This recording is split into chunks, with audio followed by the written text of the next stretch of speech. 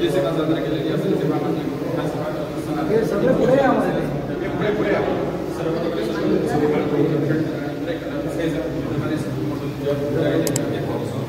चांगल्या मताधिक केलेल्यांचा विजय व्हावा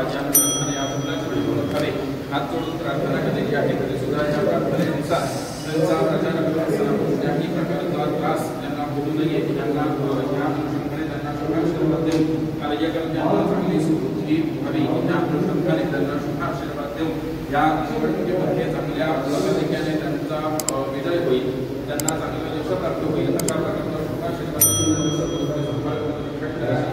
असेल. या कामासाठी पुढे कोणत्याही प्रकारच्या अडचणी उत्पन्न होणार नाही अशा प्रकारच्या शुभाशीर्वाद देऊन त्या प्रवासामध्ये चांगली सुरक्षता त्यांना प्राप्त होईल अशा प्रकारचा शुभाशीर्वाद देऊन सर्व लोकांचा संभाळ करत असेल. त्यांच्या कुटुंबातील सर्व सदस्यांना उत्तम आयुष्य या सर्व सर्वांचा संभाळ सेवा गोड मानून केलेली सेवा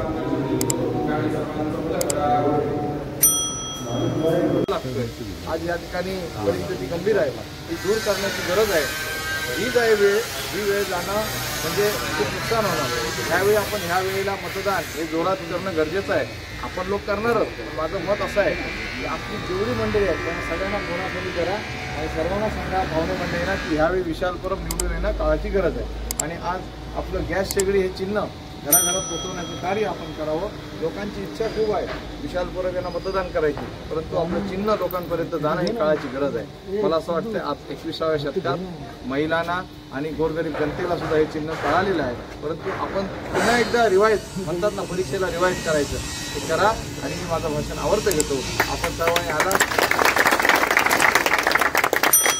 विशाल भाई तू आगे बढ़ो, हम तुम्हारे साथ हैं. पूर्ण तिन्ही तालुक्यामध्ये फिरत असताना युवकांची मोठी साथ आहे आणि आज युवक खूप मोठ्या प्रमाणावर बाहेर पडलेले आहेत. या मतदारसंघामध्ये विकास होण्याची आणि नांदी होण्याचे दिवस आलेले आहेत. येणाऱ्या 20 तारीखला प्रचंड मताने मतपेटी विशालमय होणार आहे. त्यामुळे या मतदारसंघातील जेवढे युवक आहेत त्यांनी आज एवढंच ठरवलेलं आहे की विशाल परब यांना आमदार बनवणं काळाची गरज आहे, हे प्रत्येकाला वाटत आहे.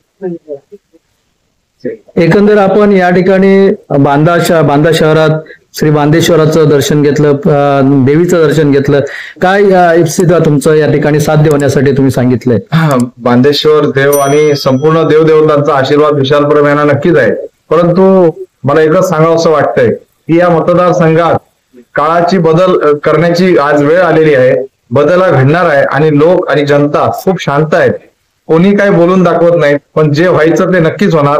येणाऱ्या 23 तारीखला ते मतपेटीतनं दिसून जाईल. निवडणूक झाल्यानंतर, निकाल लागल्यानंतर, मतदान होऊन एकंदर सगळ्या परिस्थिती आज तुम्ही आढावा घेतलेला आहे. युवक वर्ग तुमच्या बरोबर आहे, तर या युवक वर्गासाठी तुम्ही निवडून आल्यानंतर तुमचं विजन काय आहे? सर्वात मोठं विजन जे हेच आहे की प्रचंड बेरोजगारी या मतदारसंघामध्ये आहे आणि आमचे तरुण लोक आज कामानिमित्त भटकत आहेत.